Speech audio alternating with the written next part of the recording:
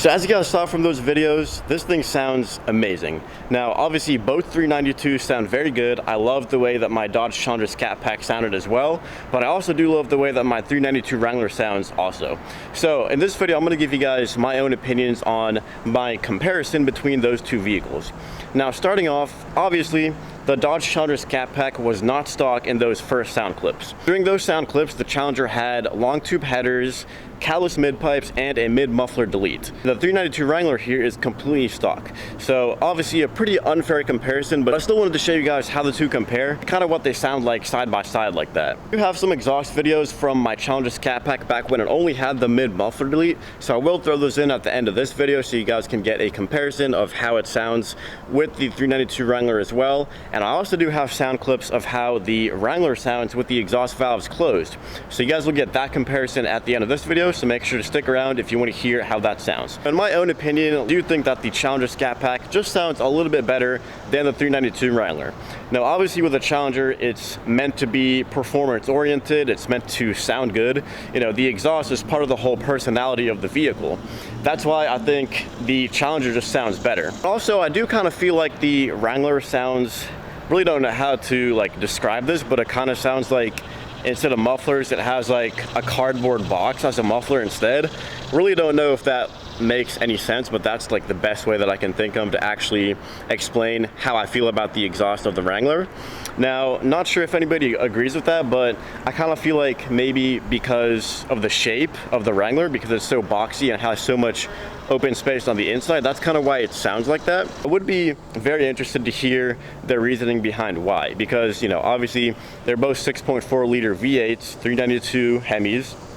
So you'd expect them to sound very similar, just like the Challenger and Charger.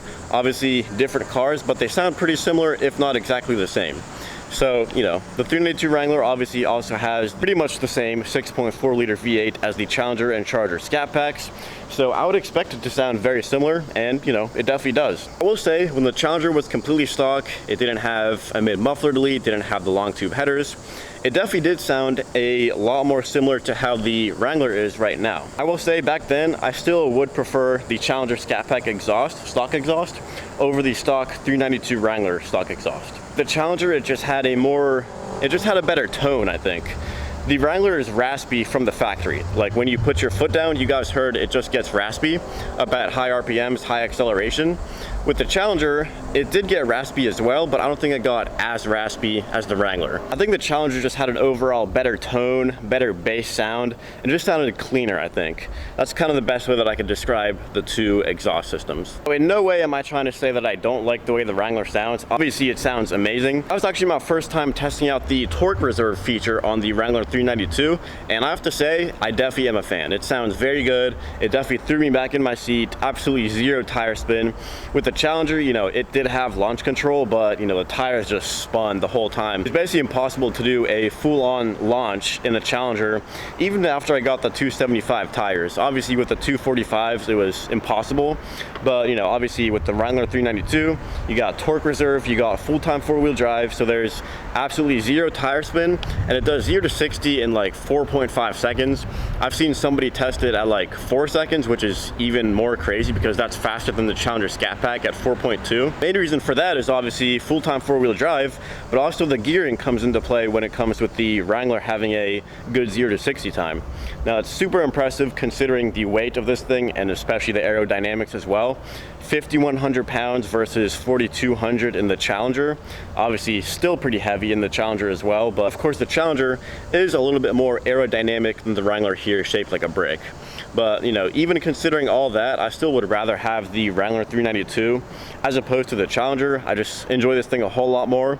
I have a lot more freedom with this thing. I can do performance with this thing, have fun on the streets, you know, on-road. Obviously off-road is where this thing shines, but it's a whole bunch of fun on-road as well, as you guys can probably tell from those sound clips and, you know, just using that torque reserve system.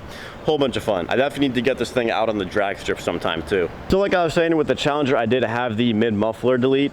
Now I am planning on doing something similar with the Wrangler here as well sometime in the future. There is a company out there that makes like an H pipe that goes in place of the actual mid muffler with the Wrangler here.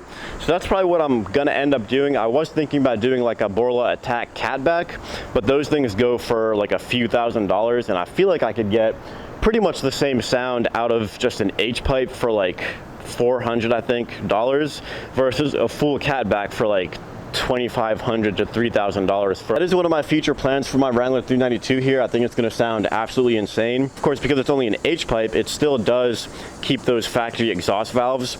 The catback also kept the exhaust valves, but you have to, you know, manually take them out and put them in the new system. This thing just keeps them in the factory area, the factory pipes in the back. And, you know, obviously if it's just the mid muffler piece that it's replacing, then it's going to keep everything in the rear how it is stock. So right down here you can see the mid muffler section that would be replaced with that H pipe that I'm looking at. So right there it is. And then of course, since it is just the actual like mid section, the rear would be completely factory. This rear section here is where the exhaust valves are. So if you can kind of see, this little thing back here is the actual like motor for the exhaust valves.